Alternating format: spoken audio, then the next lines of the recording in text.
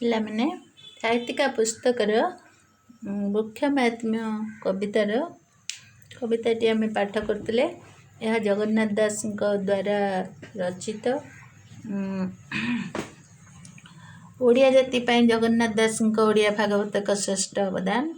ଏ ଓଡ଼ିଆ ଭାଗବତର 10ମ ସ୍କନ୍ଧ ଅନ୍ତର୍ଗତ 23 ଅଧ୍ୟାୟରୁ ଅଣାଯାଇଛି। ଏହି ଅଂଶରେ କବିତାର ପୃଷ୍ଠଭୂମି କ'ଣ ନା କବି ଶ୍ରୀକୃଷ୍ଣଙ୍କ ମୁଖରେ ବୃକ୍ଷର ମାହାତ୍ମ୍ୟ ବର୍ଣ୍ଣନା କରିଛନ୍ତି। ଶ୍ରୀକୃଷ୍ଣ ଛୋଟବେଳରୁ ବଣ ଜଙ୍ଗଲରେ ହିଁ ତାଙ୍କ ଜୀବନ କଟାଇଥିଲେ। ଆଉ ତାଙ୍କର ମୃତ୍ୟୁ ମଧ୍ୟ ତୁମେ ଜାଣିଛ ଶିଆଳି ଲଟା ମଧ୍ୟରେ ହୋଇଥିଲା। ବୃକ୍ଷ ତାଙ୍କର ଅତି ପ୍ରିୟ। ସେଥିପାଇଁ କବି ତାଙ୍କ ଅସାଧାରଣ ଦୃଷ୍ଟିରେ ବୃକ୍ଷର ମାହାତ୍ମ୍ୟ ବର୍ଣ୍ଣନା କରିବାକୁ ଉଚିତ ମନେକରି ତୁମ ପାଇଁ ଏଠାରେ ଉପସ୍ଥାପନ କରିଛନ୍ତି। ପିଲାମାନେ ଆମେ ଷଷ୍ଠ ପଦ କତିରୁ ପଢ଼ିବା। ମନ ବଚନ ଧନେ କରି ଯେ ହୁଏ ପର ଉପକାରୀ। ମନ ମାନେ ଆମର ହେଉଛି ସୁନ୍ଦର ମନ।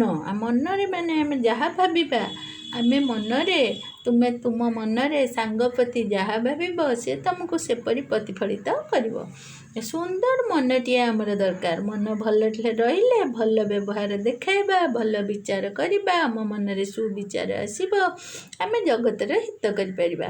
କହିଛି ତୁମ ପାଇଁ ଏ ବିଷୟରେ ଅନେକ ନୀତି ଶିକ୍ଷା ଦେଇଛନ୍ତି। କିଏ? କବି ଜଗନ୍ନାଥ ଦାସ ଭାଗବତରୁ ଆଣି ତୁମ ପାଇଁ ତୁମେ ଶିଖି ଭଲ ମଣିଷ ହେବ, ଜୀବନର କୌଶଳ ଶିକ୍ଷା କରିବ, ବଞ୍ଚି ରହିବାର କୌଶଳ ଶିଖିବ।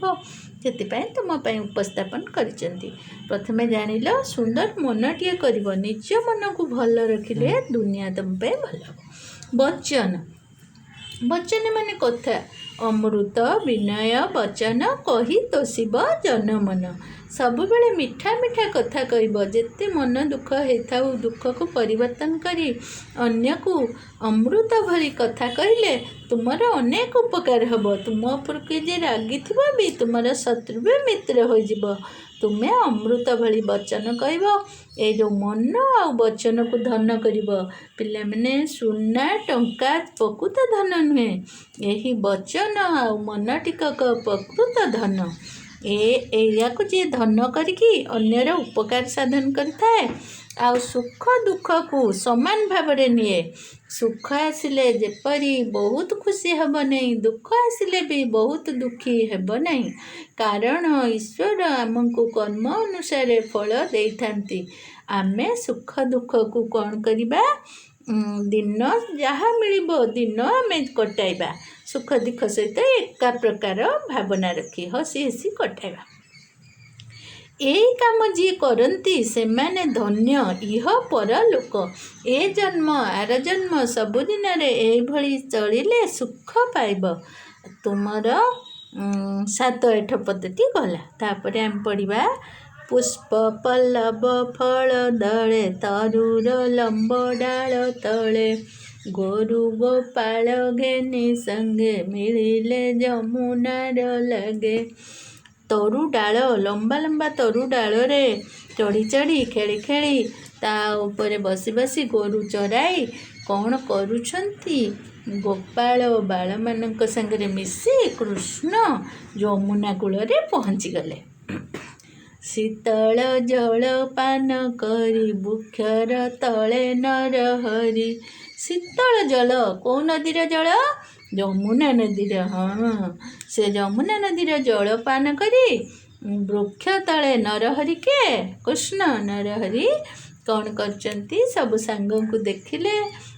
କିଏ କୁଆଡ଼େ ସବୁ ଗାଈ ଚରାଉଥିଲେ। ସାଙ୍ଗଙ୍କ ସାଙ୍ଗରେ କିଛି ସାଙ୍ଗଙ୍କ ସାଙ୍ଗରେ ଗଲେ, ଆଉ କିଛି ସାଙ୍ଗଙ୍କୁ ଭେଟିଲେ, ସମସ୍ତଙ୍କୁ ଏକଜୁଟ କଲେ। କୃଷ୍ଣଙ୍କୁ ଦେଖି ଗୋପବାଳେ କହନ୍ତି କ୍ଷୁଧାରେ ବିକଳେ। କୃଷ୍ଣଙ୍କୁ ଦେଖିକି ଗୋପବାଳେ ତାଙ୍କ କ୍ଷୁଧା ହେଲାଣି ବୋଲି ଜଣାଇଲେ। କୃଷ୍ଣ ତାଙ୍କର କ୍ଷୁଧାର୍ଥ ଭାବକୁ ଅନୁଭବ କଲେ। କ'ଣ ଘରକୁ ଫେରିବେ କି ଫଳ ଖାଇବେ, କ'ଣ ଗୋଟେ ତାଙ୍କୁ ସମାଧାନ ବାଟ ଦେଖେଇବେ। ତାଙ୍କ କ୍ଷୁଧା ସେ ଜଣେଇଲେ। ଜଳ ପିଇକି ତ ଆଉ ରହିବେନି, ପୁଣି ଭୋକିଲା ଦୂର କରିବେ। ସେଇ ଅବସ୍ଥାରେ କବି ତୁମକୁ ବର୍ଣ୍ଣନା କରିଛନ୍ତି। କ୍ଷୁଧାରେ ବିକଳ ହେଲାଣି ସେମାନେ ଅନୁଭବ କରିପାରିଲେ। तापर ସେଇଠୁ तुम ପାଇଁ कविता शेष करी जगन्नाथ दास कौन करुँच हे रामकृष्ण तुमको मो मन भितर आगरे रखी तुमको मनरे धारण करी नमस्कार करी एतिकी गीतटी संपूर्ण करुछि। तुम्हें पिला माने एक शुणिब तुम्हें तुम खातार लेखि रखिब प्रतिपद पढ़िब जोठी न बुझिपार पचार। हाँ आमे भी नमस्कार करी गीतटी को शेष करवा।